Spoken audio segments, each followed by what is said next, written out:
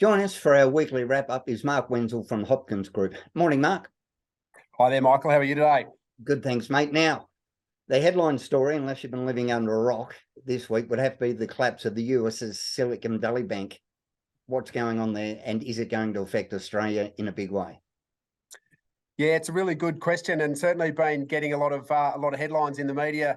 And overnight, obviously, Credit Suisse joined the party as well with regards to negativity and the potential for it to falter. But I mean, obviously, the Silicon Valley Bank is the US's 19th largest bank, and it fell into receivership for four main reasons. They were obviously concentrated in the technology sector where cash is burnt by the companies, is spent by the companies in the hope of generating profits in the future. With the tech sector falling over the last 15 months, tech companies have been unable to raise funds to top up their cash reserves. So normally they go to market and issue equity and get money in through investors.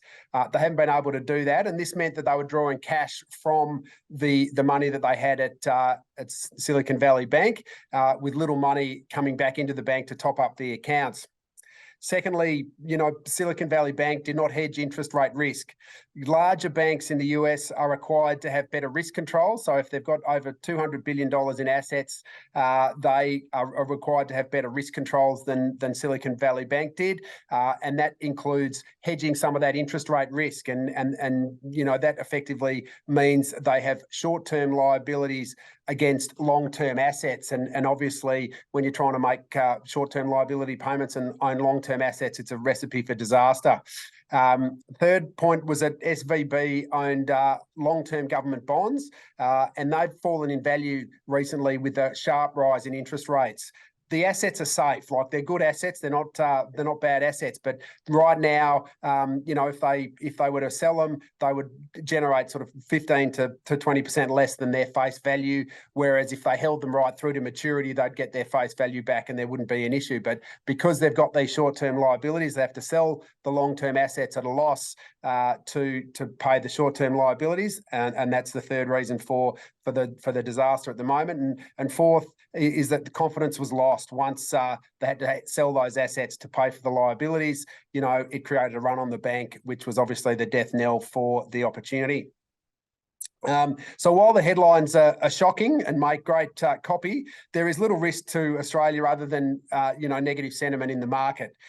In fact, it could be a case of bad news being good news with investors and mortgage holders. On the back of the bankruptcy, the broad, investment markets are now forecasting for interest rates in the US to peak 1% lower than they had prior to the Silicon Valley Bank going into liquidation. And some commentators are even forecasting 80 basis points of interest rate cuts later in the year in the US, starting from September. So this is a massive turnaround in expectations, and again, could provide some relief to mortgage holders in Australia and obviously the US. The massive change highlights issues that we've consistently raised. Neither the Reserve Bank in the US or the Reserve Bank here in Australia have any idea as to how much impact that the interest rate rises they've already made in such quick time will impact the economy. So they're flying blind. They consistently say that interest rate rises take 12 to 18 months to start showing up in economic figures, and we're in the US, we're about 15 months into it. So that since the first raise, and in Australia it's only 12. So the damage could already have been done, and the Reserve Banks and the Federal Reserve in the US don't know that what impact it's going to have. So it's just they're flying blind. They've raised the interest rates. We're going to find out what sort of damage has been done. So broadly, the overall impact is that central banks will be more reluctant to raise interest rates in the future. In Australia, the long-term rates briefly fell below the short-term rates, which can be seen as a recession indicator, but in Australia it was only brief, and probably really just as a result of Silicon Valley Bank being put into liquidation. So but I want to sort of reiterate, for listeners, that Australia is well placed to ride out the storm. employment remains strong in Australia.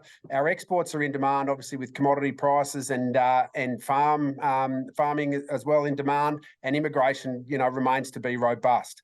This will help us avoid the carnage which occurred in the US, but we will still take some hits. There are areas that I am concerned about, and certainly for listeners, the commercial real estate sector, which probably needs a fall in prices to bring yields back up to where they are currently. So, if you can buy a commercial property on a yield of 3% when you can get 5% risk-free in Australian government bonds, that's sort of a mismatch. So in order for that to come back into more neutral balance, you'd expect property prices in the commercial markets to fall. Clearly, property development continues to be an issue. Obviously, builders continue to go into liquidation, and I think that's going to be an ongoing issue. And the final area, of potential concern, I guess, for investors is illiquid assets. So people bought, property trusts and the like, during the low interest rate environment, which are unlisted property trusts, which, had borrowings and bought assets, and they're going to come under a similar pressure that households are going to come under, in that the loans that they had on those properties are going to start rolling from fixed rates back to the variable rates, and they could have to pay 2 to 3 times what they previously paid, which will impact cash flow, and lower valuations as well could see some of these funds close to withdrawals. Not saying that they're going to go bad long term, but it just means that there's just going to be a bit of a liquidity crisis potentially in some of these assets. Mark, the volatility of the tech sector, is it more volatile than usual? Is this the tech sector at fault, or the banking sector at fault, or a combination of both? Yeah, so right now, it's obviously the banking sector that's causing all the volatility. So technology's held up pretty well. I mean, again, sort of the markets fell, in the US 0.75% last night when the technology index, the Nasdaq, was up a little bit. So they're not falling. I mean, I think there's concerns in the technology sector, because they had such a high concentration in Silicon Valley Bank, that they might not be able to get the money out and meet payroll requirements and all of those sort of things. But the US regulator has said that they'll honour those commitments. So from a technology sector, I don't think that there's going to be too much of an issue. It's really sort of that contagion in the banking sector, and I guess some of these worries, and I highlighted the commercial real estate in Australia, but the same thing in the US, is prevalent.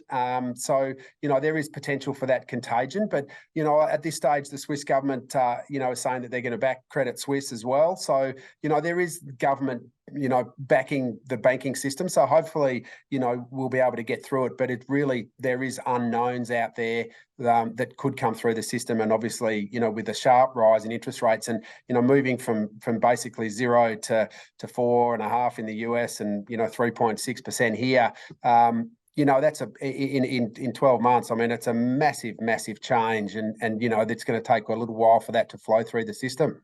How do we stop the tech sector?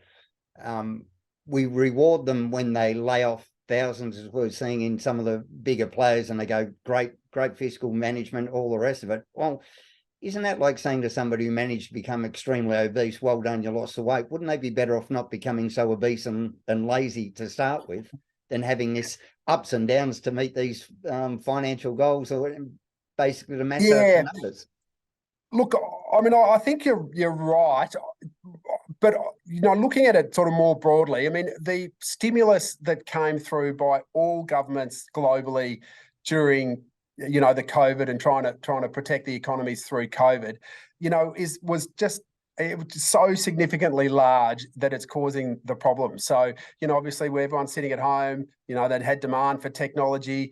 Obviously the expectation was that it was going to last a while. Everyone had lots of money, so they invested, and as they should have, and some companies obviously took advantage of that. So they got bloated, and then they've obviously had to shrink down a little bit now that the economies have returned to normal, and people aren't shopping at home and Zooming and all of those sort of things. So, I just think we're going to sit back in time and go, this is just an extraordinary period of time where there was that much stimulus and it was withdrawn that quickly, that there's going to be massive disruptions, and it's not a normal business cycle effectively. So I think I understand what you're saying, but I think it's just been that most unusual time in markets and in the economies that I think from those businesses that are sort of trying to build up and grow during COVID, they obviously realised that they've over invested in people and they're withdrawing. So I just think it's just a massive unusual cycle that we'll look back at and say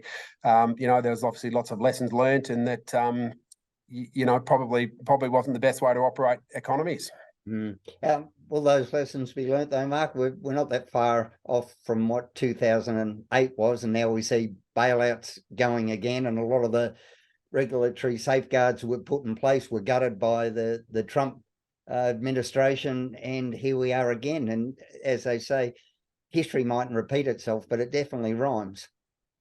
No question. And that's a big issue, and I agree. And I think, governments bailing out banks encourages them to take bigger risks, with the expectation that if they get in trouble that they'll be bailed out. And so at some stage, governments either have to let businesses fail, and while it's obviously difficult for those investors within the business and obviously difficult for people associated with those companies, it's an important part of running, a capitalist society, because, unfortunately businesses go bust, and there's consequences of those. And if governments keep bailing everybody out and just printing money, that's inflationary, and it sets bad tones in the market and bad practices that executives get incentivized to grow businesses and take risk, and it's a bad way to operate economies broadly. I'm not saying, again, you just don't know what sort of impact from a contagion point of view, but it's certainly not the right way to run economies, to have really low interest rates stimulate the way that they did and then withdraw money the way they've done. So I think there's a lot to be desired in terms of government and the operation of economies. Yeah, the term "too big to fail" is as frightening for banks as what it is for the top button on my pants. It just shouldn't be let that happen. All right, Mark Wenzel from the Hopkins Group. We'll leave it there, and we'll chime in again next week for your insights. Look forward to it, Michael. Thank you.